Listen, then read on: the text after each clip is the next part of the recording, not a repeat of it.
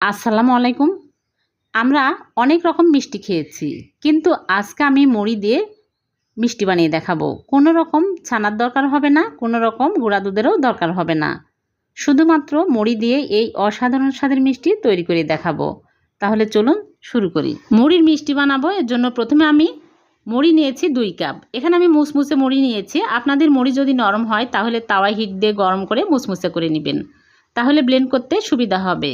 এখন আমি একটা ব্লেন্ডার জগে নিয়ে নিচ্ছি, একদম মিহি করে গুঁড়া করে নিব। আপনারা চাইলে পাটায় গুঁড়া করেও নিতে পারবেন।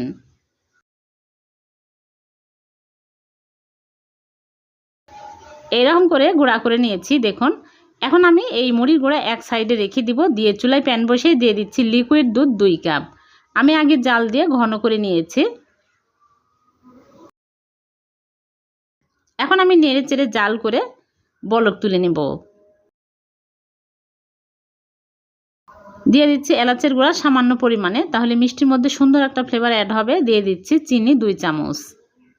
চিনি দিয়ে আরেকটু নেড়েচেড়ে জাল করে নিব। তারপরে চুলার আঁচ একদম লো আঁচে করে আমি মুড়ির গুঁড়া দিয়ে দিব। এক হাতে দিব আর এক হাতে নেড়েচেড়ে নিব। অনবরত নেড়েচেড়ে ভালো করে মিক্স করে নিতে হবে, তাছাড়া কিন্তু দলা পেকে যাবে, ডোটা ভালো হবে না, তখন মিষ্টির শেপ দেওয়া যাবে না। একদম স্মুথ করে ডোটা তৈরি করে নিতে হবে। আস্তে আস্তে ঘন হতে শুরু হয়েছে দেখুন। দিয়ে দিচ্ছি 1 চামচ ঘি। ঘি দিলে মিষ্টি আরও বেশি টেস্টি হবে। যখন দেখবেন যে প্যানের গা ছেড়ে আসছে তখনই হয়ে গেছে। বেশি শক্ত করা যাবে না, তাহলে ঠান্ডা হলে আরও শক্ত হয়ে যাবে, তখন মিষ্টির শেপ দেওয়া যাবে না। যখন এরকমভাবে প্যানের গা ছেড়ে আসবে তখনই ডোটা একদম রেডি। এখন আমি চুলা থেকে নামিয়ে নিচ্ছি। চুলা থেকে নামিয়ে প্লেটে ঢেলে ঠান্ডা করে নিব।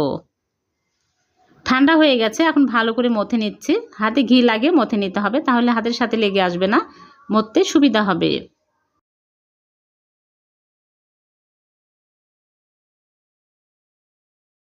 একদম মসৃণ করে আমি মথে নিয়েছি। এখন আমি হাতে ঘি লাগিয়ে নিয়েছি, নিয়ে অল্প অল্প করে নিয়ে এরকম করে মালাই চমচমের শেপ দিয়ে নিচ্ছি।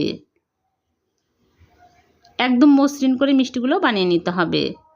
আর আমার চ্যানেলে যারা নতুন, এখন আমার চ্যানেলটি সাবস্ক্রাইব করেননি, প্লিজ চ্যানেলটিকে সাবস্ক্রাইব করে দিবেন। আপনাদের যদি কোনো রেসিপির প্রয়োজন হয় আমাকে জানাবেন, আমি নিয়ে আসার জন্য চেষ্টা করব। সবগুলো মিষ্টি বানিয়ে নিয়েছি, এক সাইডে রেখে দিচ্ছি। এদিকে মালাই তৈরি করে নিব, এর জন্য চুলায় প্যানে নিয়ে নিচ্ছি 1/2 লিটার লিকুইড দুধ। আমি আগে জাল করে নিয়েছি। দিয়ে দিচ্ছি 2টা এলাচ।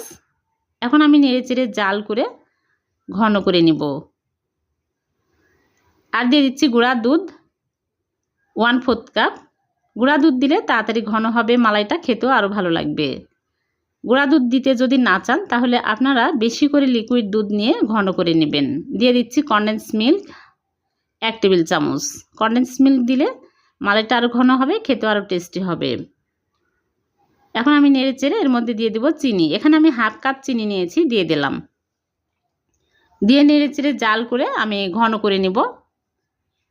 আর দিয়ে দিচ্ছি 1 চিমটি জাফরান। জাফরান দিলে কালারটা সুন্দর আসে, ফ্লেভারটাও অনেক ভালো হয়। এখন আমি মিষ্টিগুলো দিয়ে দিচ্ছি। এরকম ঘন করে মিষ্টিগুলো দিয়ে দিতে হবে। মিষ্টিগুলো দিয়ে বেশি জাল করব না, জাস্ট একটা বলক তুলে নেব। একটা বলক উঠে আসলে মিষ্টিগুলো আমি নামিয়ে নেব। বেশি জাল করলে মুড়ি মিষ্টিগুলো গলে যাবে।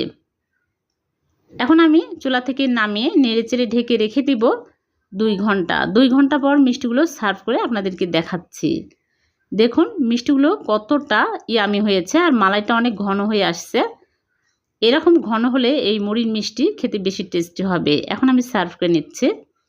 দেখলেন তো কত সহজে হয়ে গেল ভীষণ মজাদার মুড়ির মিষ্টি। এই মুড়ির মিষ্টি দেখে এবং খেয়ে কেউ বুঝতেই পারবে না যে মুড়ির মিষ্টি খাচ্ছি। দেখুন কতটা নরম তুলতুলে হয়েছে। আমি একটা কেটে দেখাচ্ছি। খুবই টেস্টি হয়।